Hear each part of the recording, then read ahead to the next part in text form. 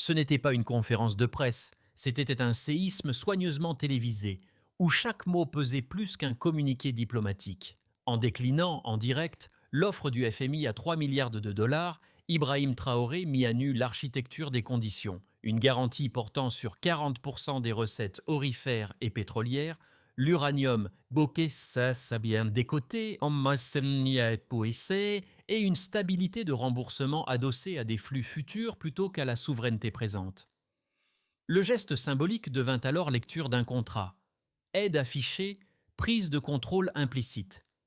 Si un État refuse ce langage, que devient l'équilibre d'un continent qui a trop longtemps traité sa dignité comme une variable d'ajustement? Ce refus n'était pas un geste isolé, mais une ligne de fracture dans l'histoire économique du continent. En déchirant l'accord, Ibrahim Traoré ne rejetait pas seulement 3 milliards de dollars. Il refusait la logique qui, depuis des décennies, fait de l'aide internationale le prix de la souveraineté. L'enjeu dépassait le Burkina Faso. C'était la question du droit d'un peuple à décider du sort de ses richesses sans en demander la permission. Pour la première fois depuis longtemps, un dirigeant africain transformait un refus financier en acte politique presque philosophique. La dignité comme variable économique. Les analystes y virent d'un pays du populisme. Ses partisans, une renaissance morale. Entre prudence diplomatique et élan d'émancipation, la rupture ouvrit un vide.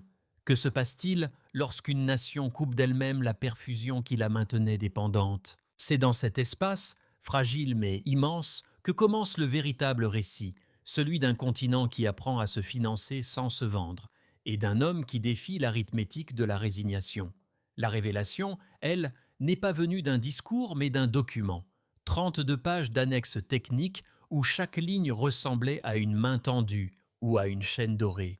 À la page 18, la clause cachée apparaissait clairement. 40% des revenus aurifères et pétroliers alloués à la stabilité des remboursements. En un chiffre, tout le paradoxe des relations nord-sud se condensait. L'aide dite libératrice réclamait la mise sous tutelle des richesses même censées libérer. Ibrahim Traoré lut cette phrase comme un verdict. Autour de lui, ses conseillers parlaient d'opportunités historiques, de croissance garantie, d'intégration au marché. Mais lui vit autre chose, la répétition d'un scénario vieux d'un demi-siècle, où chaque prêt venait avec ses conditions, chaque réforme avec ses amputations. Le FMI n'imposait pas une conquête, il proposait une conformité. Moins de subventions, plus de privatisation, ouverture des marchés à la concurrence étrangère. Derrière la promesse de rigueur se cachait la dissolution lente de la souveraineté. À Ouagadougou, la décision fit l'effet d'un électrochoc. Les chancelleries européennes parlèrent de gestes un pan imprudent. Washington appela au dialogue. Mais dans les rues africaines, sur les réseaux, l'écho fut radicalement différent. Hashtag enflammé, discours d'étudiants, marche symbolique. Pour beaucoup, ce non résonnait comme une revanche morale contre des décennies de dépendance administrée. Les économistes de la génération montante y virent une brèche dans la forteresse de la pensée unique, celle qui faisait du crédit la condition de toute modernité. Car refuser 3 milliards, c'était refuser bien plus qu'un chèque, c'était refuser un lexique. Traoré venait de s'opposer au vocabulaire de la soumission polie, à la diplomatie des chiffres et aux promesses calibrées de croissance. Il ne s'agissait plus d'équilibre budgétaire, mais d'équilibre psychologique.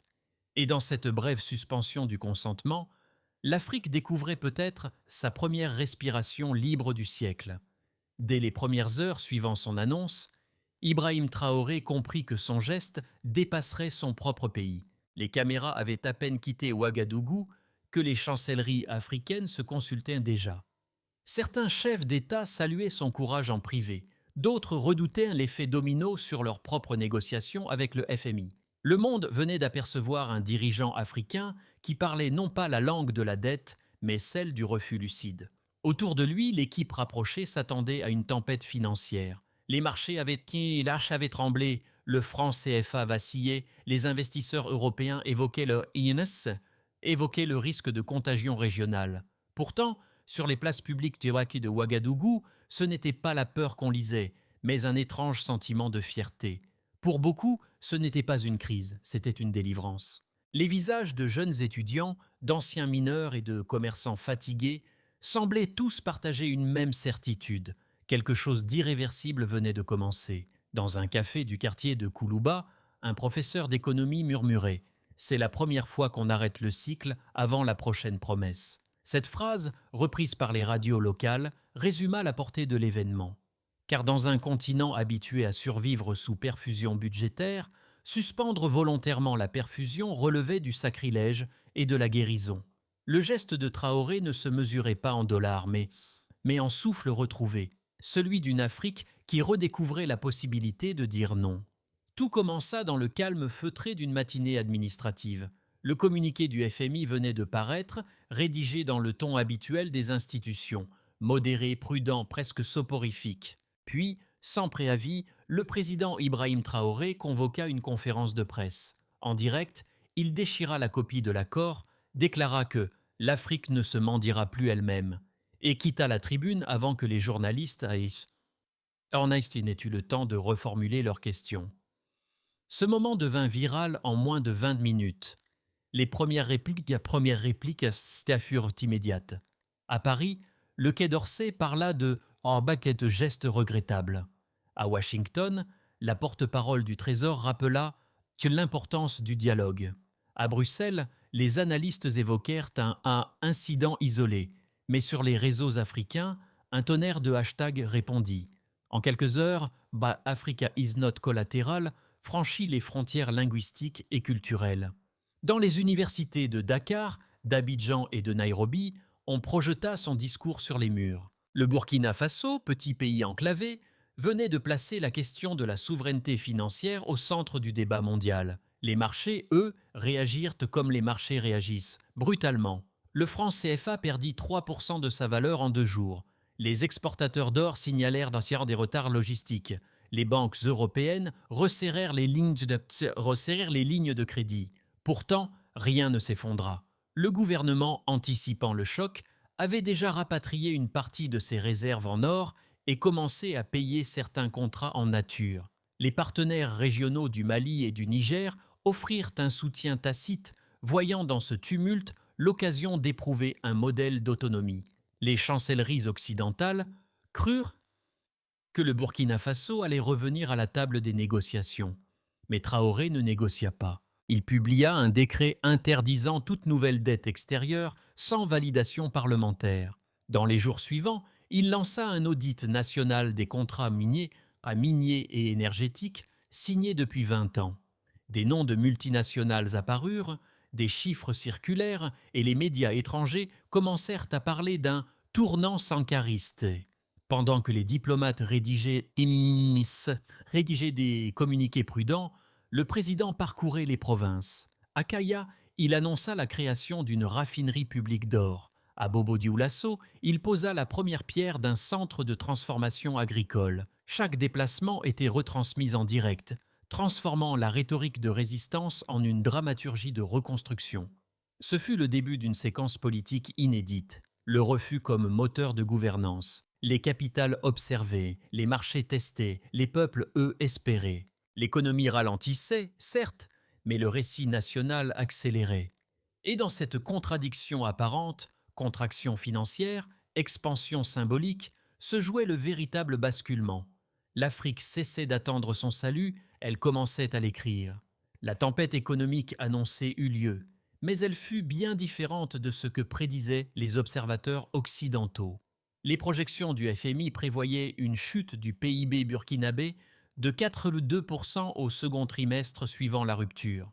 Le résultat final fut une contraction limitée à 1,7%, principalement due à la réorganisation du commerce extérieur. Ce n'était pas la prospérité, mais ce n'était pas l'effondrement non plus. Le pays tenait debout, à contre toute attente. Deuxième indicateur, les réserves d'or. Avant la crise, à peine 22% de la production nationale était ainsi traitée localement. 6 mois plus tard, grâce à la raffinerie publique lancée par Ibrahim Traoré, ce chiffre atteignait 47%. Cette progression, spectaculaire dans un laps de temps si court, permit d'alimenter les réserves stratégiques et de stabiliser la monnaie locale malgré la fuite des capitaux. Dans les rapports internes du ministère des Finances, on parla de « première de première boucle de valeur nationale.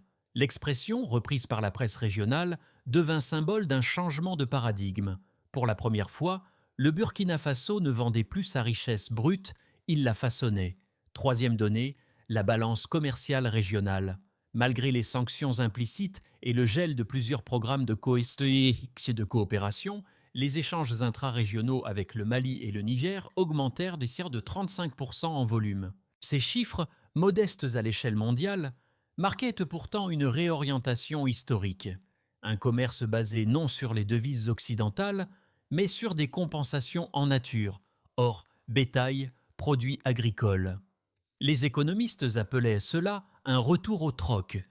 Traoré y voyait un retour à la réalité. Les critiques soutenaient que ces gains restaient précaires, mais leur existence même contredisait le pronostic du chaos. La machine du FMI s'était grippée, non pas à cause d'une insurrection militaire ou d'un embargo, mais parce qu'un pays minuscule avait osé tester une autre équation. Baseline, dépendance totale, delta, autonomie partielle. Et dans cette marge de progression, un concept nouveau s'esquissait, la viabilité sans tutelle. L'effet d'entraînement se fit sentir ailleurs. Au Ghana, au Togo, en Guinée, des collectifs d'économistes reprenaient les pays. Prenons les chiffres de Ouagadougou pour montrer que la décorrélation n'était pas synonyme de ruine. Le FMI dut publier un addendum à son rapport annuel, reconnaissant que les réponses régionales divergentes appellent des réévaluations de modèles, une phrase froide mais qui sonnait comme un aveu. Les nombres, cette fois, parlaient un autre langage, celui d'une résistance mesurée, chiffrée et donc crédible. Le refus n'était plus un slogan, c'était une donnée économique.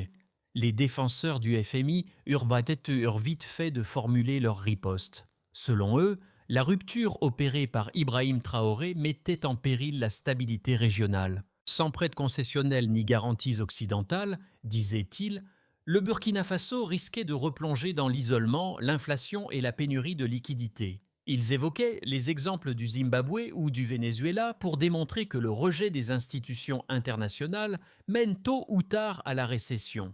Et sur le papier, les chiffres semblaient leur donner raison. Croissance ralentie, importations réduites, réserves en devises fragiles. Mais le contre-argument naquit aussitôt, porté par une génération d'économistes africains qui lisaient ces mêmes chiffres autrement. Oui, la croissance baissait, mais elle baissait sans dette. Oui, les importations reculaient, mais les productions locales, elles, reprenaient. L'argent se faisait plus rare, mais il circulait à l'intérieur. Ce que les modèles macroéconomiques appelaient contraction, ces chercheurs le décrivaient comme relocalisation. Le FMI, disait-il, mesure la température d'un corps qui change de nature sans adapter son thermomètre. Les critiques étrangères prévoyaient un exode des capitaux. Pourtant, 6 mois après la rupture, plusieurs investisseurs asiatiques et arabes entraient sur le marché minier burkinabé, non pas pour acheter à crédit, mais pour échanger or contre technologie, uranium contre infrastructure. Ce renversement de flux déstabilisa la logique même de dépendance. La marginalisation annoncée se transforma en redéfinition des alliances. L'argument décisif ne fut pas idéologique, mais empirique. Le pays n'avait pas sombré, il s'était transformé. Et si ce n'était pas encore la prospérité, c'était déjà la preuve qu'une autre équation économique était possible.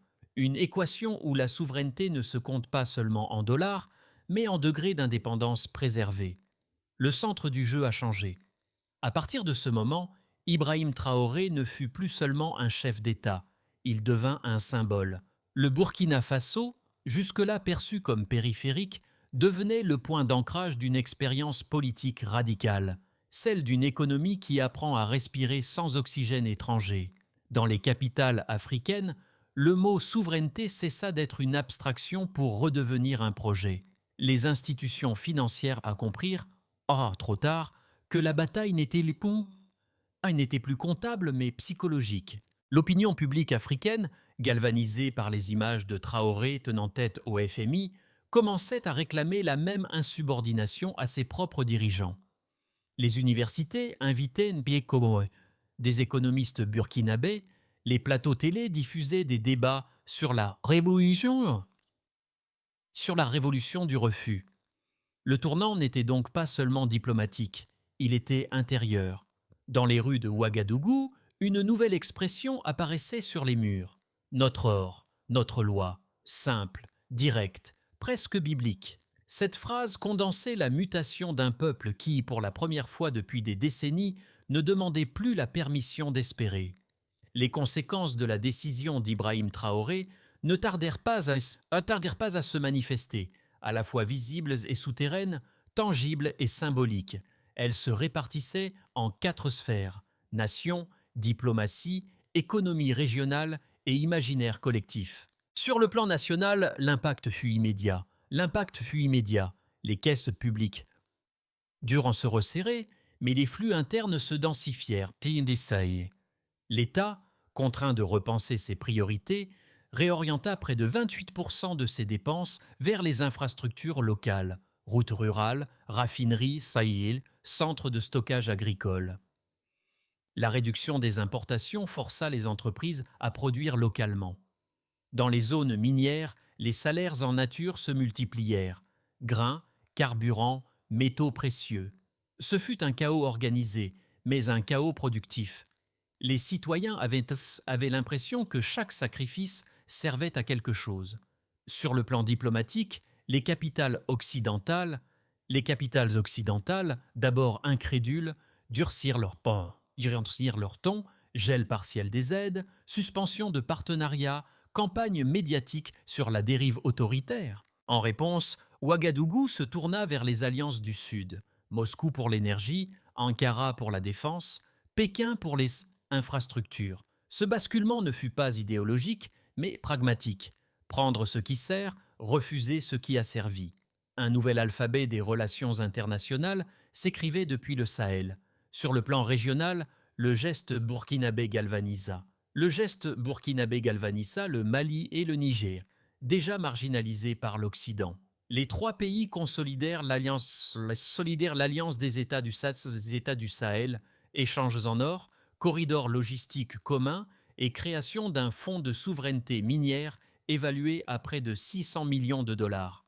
Ce n'était plus une alliance militaire, mais un embryon d'économie solidaire. Les marchés locaux s'y adaptèrent. Plus d'échanges en devises africaines, moins de dépendance au franc CFA. Dans l'imaginaire collectif, le changement fut profond. C'est ici que le changement fut le plus profond.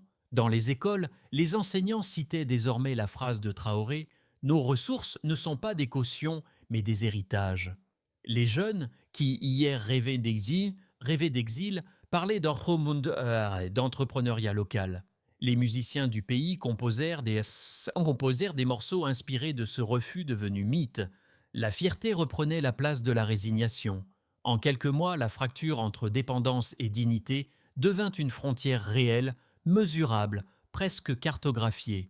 Et si le pays restait fragile, il l'était désormais selon ses propres lignes, non selon les courbes d'un rapport étranger. Le Burkina Faso se trouve à la croisée des chemins. L'avenir, selon les observateurs les plus lucides, peut se dessiner en 3 scénarios. Aucun n'est certain, mais chacun dépendra d'un même facteur, la capacité du pays à transformer le symbole en système. Dans le scénario de base, le pays stabilise son économie. Le pays stabilise son économie intérieure, maintient un taux de croissance modeste autour de 2% et consolide ses alliances au sein de l'Alliance des États, les États du Sahel. Les réformes minières s'approfondissent, la production d'or raffiné augmente encore, mais les recettes fiscales restent limitées. L'État tient bon, sans miracle ni effondrement. Ce scénario dit de consolidation prudente serait déjà une victoire dans un contexte de pression extérieure. Dans le scénario optimiste, les négociations avec les BRICS et la Banque de développement de Shanghai aboutissent à des accords de financement sans conditions politiques. Le Burkina Faso attire de nouveaux partenaires sud-américains et arabes. Le PIB grimpe au-dessus de 4%. La raffinerie nationale fonctionne à plein régime. Et le Sahel devient un laboratoire de coopération non alignée. Dans cette trajectoire, le pays prouverait qu'une souveraineté économique partielle peut se transformer en prospérité collective. Dans le scénario pessimiste, les représailles s'intensifient, dégradation de notation, attaques médiatiques, sabotage logistique. Les circuits d'importation se bloquent, l'inflation dépasse 15% et une partie des élites, inquiètes, tente de rétablir le dialogue avec le FMI. Les divisions internes fragilisant le régime, l'unité de l'Alliance du Sahel s'effrite. Ce scénario n'est pas impossible, c'est même celui que beaucoup à l'extérieur espèrent secrètement. Mais entre ces trois chemins, Ibrahim Traoré mise sur une constante, la confiance psychologique d'un peuple qui a vu qu'il pouvait tenir sans mendier. Si nous tombons, dit-il lors d'un discours, ce ne sera pas faute d'argent, mais faute de courage. C'est peut-être là la variable cachée de tout modèle économique africain, la capacité à transformer la peur en endurance. Dans les rues poussiéreuses de Ouagadougou comme dans les campus de Dakar, l'écho du geste d'Ibrahim Traoré résonne autrement qu'à la télévision. Pour les citoyens ordinaires, cette rupture n'est pas une théorie économique, c'est une expérience intime. Le prix du pain augmente, le carburant se fait rare, mais beaucoup disent que c'est un sacrifice supportable, au moins cette fois, c'est pour nous. Cette phrase, répétée dans les marchés, les cafés et les bus, illustre le transfert d'un fardeau subi vers un effort choisi. Chez les jeunes, le discours trouve un écho profond. Là où le mot réforme évoquait hier la privation, il rime désormais avec reconquête. Les mouvements étudiants organisent des débats sur la souveraineté financière, des ateliers d'économie populaire. Les artistes s'emparent du symbole. Peinture murale, chansons, slam. Dans ses créations, Traoré apparaît moins comme un président que comme une figure d'énergie collective, un rappel qu'il est possible de refuser sans s'effondrer. Dans la diaspora aussi, l'effet se fait sentir. À Paris, Bruxelles, Montréal, des associations africaines relancent les discussions sur la dette coloniale et la réforme du franc CFA. Loin d'être un isolement, le choix du Burkina Faso agit comme un miroir. Chaque Africain se demande à quel prix son pays vend son avenir. Et si la véritable victoire n'était pas économique, mais mentale, celle d'un continent qui, pour la première fois depuis longtemps, s'autorise à croire qu'il peut respirer par lui-même. La rupture n'était qu'un commencement. Pour transformer l'acte en structure, Ibrahim Traoré présenta une feuille de route articulée en 3 axes simples: produire, relier, protéger. 3 verbes, 3 horizons. Le premier axe consiste à produire, réindustrialiser à petite échelle, relancer les coopératives agricoles, créer des micro-usines autour des mines. Le plan prévoit 25 pôles de transformation locale, chacun cogéré par l'État et des associations ouvrières. L'objectif ? Réduire de 40% les importations de produits essentiels d'ici 2 ans. Le deuxième axe vise à relier, intégrer l'économie burkinabé dans un réseau intra-africain solide. L'Alliance des États du Sahel sert de base. Corridor logistique commun, banque de règlement régionale, route énergétique partagée. Une initiative baptisée Pont du Sahel doit raccorder les ports gambiens et béninois pour sécuriser l'accès maritime sans dépendre de l'Europe. Le troisième axe cherche à protéger, assurer la défense économique par la transparence et la technologie. Un registre numérique public, alimenté en temps réel, doit suivre les flux miniers et budgétaires. Ce système, conçu avec des ingénieurs africains et turcs, vise à rendre la corruption aussi visible qu'un chiffre rouge sur un écran. Cette feuille de route n'a rien d'un manifeste utopique. Elle se veut pragmatique, mesurable et surtout transmissible. Car Ibrahim Traoré l'a dit lui-même, ce que nous bâtissons ici doit pouvoir être copié ailleurs. La résistance devient alors méthode, et la méthode, lentement, devient système. Lorsque le tumulte des chiffres s'apaise, il reste une image, celle d'un jeune capitaine, debout devant des feuilles déchirées, regard fixe, refus clair. Cette scène, devenue icône, continue de hanter les chancelleries et d'inspirer les foules. Ibrahim Traoré n'a pas offert à l'Afrique une victoire définitive, mais il lui a rendu le droit de tenter. Et cela, dans l'histoire d'un continent habitué aux résignations, vaut presque autant qu'une révolution. Autour de lui, le Burkina Faso s'est métamorphosé. Les mines, les ateliers, les écoles portent le même souffle de défiance tranquille. Les symboles s'accumulent, une pièce d'or frappée du mot liberté, un timbre à son effigie, un graffiti anonyme sur un mur de Bobo Dioulasso. Nous avons choisi la dignité, car au fond, tout ce récit n'est pas celui d'un homme contre le monde, mais celui d'un continent qui redresse les épaules. Ce n'est plus une rébellion, c'est une respiration. Et dans cette respiration nouvelle, on entend battre, sous la poussière et la tension, le cœur obstiné d'une Afrique qui apprend enfin à se suffire à elle-même. Ce récit n'est pas clos. Il s'écrit encore chaque jour dans les mines du Sahel, dans les marchés de Ouagadougou, dans les voix de ceux qui refusent de troquer leur avenir contre une dette polie. Ibrahim Traoré a simplement ouvert une porte, celle d'un possible que beaucoup croyaient éteint.